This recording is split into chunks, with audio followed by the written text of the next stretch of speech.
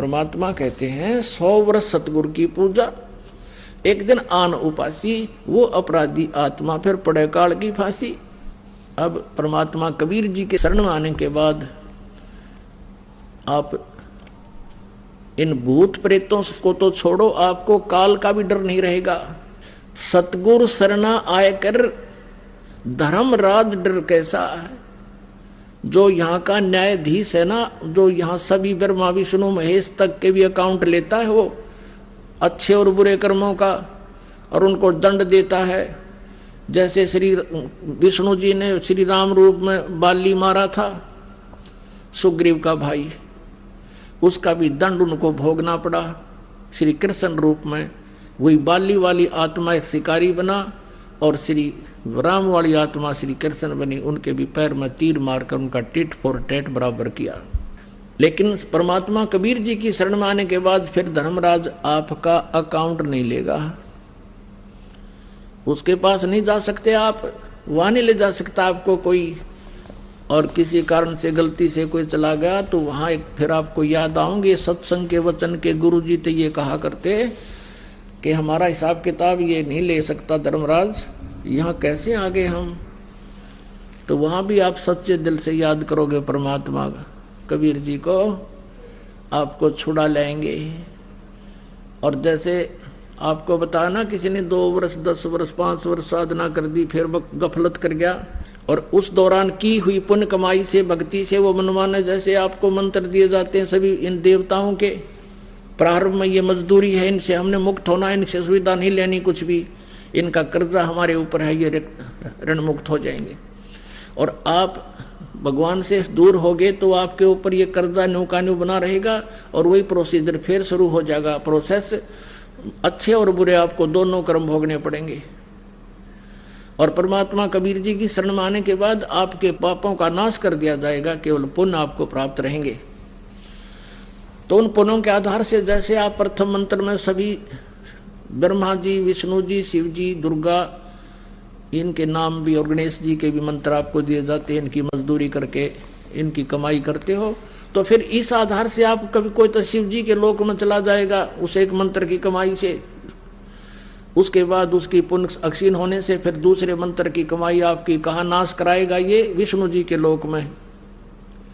विष्णु जी के लोक में देवता बनकर पता नहीं कहाँ कहाँ आपको घुमाएगा, और फिर आपके पुण्य समाप्त होते ही फिर आप ब्रह्मा जी के लोक में जाओगे। वहाँ भी जब आपकी भक्ति नष्ट हो जाएगी फिर आप मृत लोक पर आओगे और गधे बन जाओगे। अब जैसे आप जी को ये ज्ञान दिया जा रहा है, किसी कारण से आप पर गलती बन भी गई और आप वहाँ पहुँच गए शिव जी लोक में, विष्णु जी के लोक में, ब्रह्मा जी के लोक में, और वहाँ आपको ये ज्ञान याद आओगा कि मेरी तो यहाँ भक्ति नाश होगी, क्योंकि ये स्वर्ग क्या है, ये रेस्टोरेंट समझो, होटल समझो। उन रेस्टोरेंट में, होटल में वो व्यक्ति जाता है जिसकी जेब में अच्छी गर्मी हो, पैसा खूब हो, और वहाँ खूब एक बार घंटी दबाते ही, बेल दबाते ही आपको पूछने आएंगे, हाँ जी किस चीज़ की आवश्यकता है। आप खूब मस्ती से खाओ पियो सो ठाट करो, लेकिन आपकी जेब कट रही है, आपके पैसे एक एक सेकंड के खर्च हो रहे हैं। और जब आपकी जेब में पैसा नहीं रहेगा तो वहाँ से पकड़ कर बाजू, और वही बैरे जो आपके आगे खड़े रहते थे होटल से बाहर खड़ा कर देंगे। तो ऐसे ही आपके साथ बनेगा। आप वहाँ स्वर्ग जैसे विष्णु लोक में गए, आपके पुण्य ही आप वहाँ खर्च करोगे। विष्णु जी देना चौनी आपको वहाँ पर, आपके पैसे होंगे तो रखेगा नहीं, उसी समय भगा देगा वहाँ से, जाओ। ऐसे शिव की साधना तुमने की है तो शिव लोक में रहोगे, वहाँ समाप्त होती है आपकी पूंजी, तुरंत बाहर फेंक दिए जाओगे।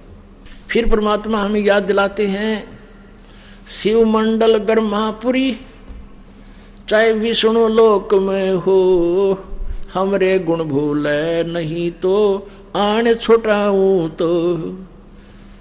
देख कितने दयालु हैं कि मान ले मूर्ख तने यहाँ गलती कर भी दी, भक्ति नहीं करया, कुछ वर्ष करके छोड़ भी दी, फिर तू वहाँ जाएगा विष्णु लोक में, ब्रह्मा के लोक में, क्योंकि प्रथम मंत्र की बहुत कमाई आपको करवाई जाती है। तो वहां भी तो मुझे याद कर लेगा, मेरे गुण नहीं भूलेगा कि मेरे से गलती होगी, परमात्मा मुझे बचाओ, मेरी तब भक्ति नाश हो जाएगी। यहाँ पर कहते हैं शिव मंडल यानी शिव के लोक में, शिव मंडल ब्रह्मापुरी चाहे विष्णु लोक में हो और हमरे गुण भूला नहीं तो आण छुटाऊं। तो वहां जब याद करो और कहेगा उनको छोड़ दो, ये हमारा बच्चा है। लेकिन आपने एक समय गोल्डन चांस खत्म कर दिया, फिर ना जाने कब मनुष्य जीवन होगा, उसको परमात्मा कहाँ ले जाएगा, अपने लोक में ले जाता है। और फिर उसके आधार से परमात्मा आपके अपने हिसाब से आपको मनुष्य जीवन देता है। अब वो मनुष्य जीवन आपके प्रारंभ हो गए, उस मनुष्य जीवन में फिर संत मिलेंगे, इसी तरह प्रोसेस फिर होगा जो आज हो रहा आपका। और इस प्रोसेस में आप फिर फेल हो गए, फिर धक्के खाए जाइए, चाहे लाख जन्म हो जिस भक्ति से मनुष्य के, फिर क्या क्या सहारा मिला आपको, चाहे कितना ही फिर मान ले, फिर मनुष्य जन्म तो देगा परमात्मा आपको, नहीं तो वहां तो आपको बर्बाद कर देते वो काल जितनी व्यवस्था थी ब्रह्मा विष्णु लोक में। लेकिन उस पूंजी को बचाकर आपको मनुष्य जीवन दिला देता है, और मनुष्य जीवन में ही आपका कल्याण संभव है। उसी के लिए परमात्मा स्वयं भी आते हैं, जैसे वेद भी गवाही दे रहे थे रात्रि में आपने देखा, और हमारे जैसे दासों को भी अपनी पावर देकर भेज देते हैं, ताकि इन नाला का न किसी तरह समझ में आ जाए और ये किसी ना किसी समय में निकल आओ यहाँ से। और तुम फिर रह गए तो परमात्मा फिर आएंगे आपके लिए, और फिर क्या पता आप सिर चढ़ोगे कि नहीं चढ़ोगे। तो अब ये गोल्डन चांस है आपके लिए, इसलिए ज्ञान बार बार समझाया जाता है, इसमें चूकना नहीं है, अपना कल्याण करवाओ, मौका दिया भगवान ने। कहते हैं सतगुरु शरणा आए के फिर धर्मराज डर कैसा। एक भक्त बतावा था, नु बोला जी मेरी रात्रि के समय दो जने आए, मुझे पकड़ ले गए, बूंदी बूंदी शकल ऐसी बुरी उनकी, और ले गए। तो मैं उनसे कहूँ भाई कहाँ ले जा रहे हो, कि चल धर्मराज के दरबार में तुम्हें बुलाया है। जब धर्मराज के दरबार से हम थोड़ी सी दूर रह गए, मेरा याद आई कि धर्मराज के पास तो हम जा ही नहीं सकते। तो मैंने उनसे कहा कि भाई हम धर्मराज के दरबार में नहीं जा सकते, हम तो कबीर साहब के शिष्य हैं, उनकी आत्मा है, तुम कैसे ले जा रहे हो, मुझे छोड़ दो। उन्होंने छोड़ा मुझे, मैं उनके साथ झगड़ा करने लग गया, गुट्टम गुट्टा हो गया हम। तो उनमें से एक ने बोला भाई तू नो कर, पहला पूछा धर्मराज से, पता करके आ कि ये कह रहा है इतनी दृढ़ता से कि हमें नहीं ले जा सकते, तो जा। तो मैं वो एक तो मेरे पास खड़ा रहा, एक अंदर चला गया। तो उसने जाकर पूछा जी ऐसे ऐसे एक व्यक्ति है, उसका ये नाम है, और वो कहे मैं तो कबीर जी का भक्त हूँ और मुझे तुम नहीं ला सकते, हमारे साथ झगड़ा कर दिया, अब उसका क्या इलाज करें। धर्मराज बोला भाई, उसने देखा उसका अकाउंट, ने बोला रहा मरवाओगे मेरे को भी, छोड़ दो इसको तुरंत। तो वो भाग्य आया दौड़ा दौड़ा, आते ने बोला रहा छोड़ दे इसको। धर्मराज ने ऐसे ऐसे कहा कि मुझे मरवाओगे क्या, ये तो भाई परम शक्ति का हंस है, तुम कैसे ले आए मूर्खो इसको। अजी आपका ही आदेश था। बोला भाई जल्दी छोड़ के आओ। तो कहते मैं वापस आया तो मेरी जब आंखें खुली, मेरा शरीर काम नहीं करे, जैसे पैरालिसिस हो जाता है, अधरंग, और पसीना आ रहा पूरे शरीर में। और फिर मैं धीरे धीरे नॉर्मल सा हुआ, और फिर वह बात याद आई, रतरा गजब हुआ तो मैं मर गया था। और फिर वो दूना दृढ़ता आ गई कि सचमुच सच्ची बात है, परमात्मा के जो वचन है वो सारे सच्चे हैं। तो क्या कहते हैं, मूर्ख मनुआ काल की चिंता क्यों सताती है, सतगुरु अपना साथी है, वो तो हरदम साथी है।